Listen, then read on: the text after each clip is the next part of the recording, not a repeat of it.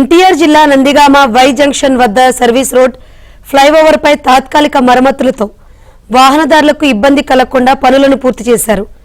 Nandigama Y junction వద్ద service road bypass లో రోడ్లు గుంతలు పడి ఇబ్బందిగా ఉండడంతో విజయవాడ సిపి స్థానిక ఎమ్మెల్యే తంగిరాల సౌమ్య ఆదేశాలతో తాత్కాలిక మరమ్మతులు చేపట్టారు.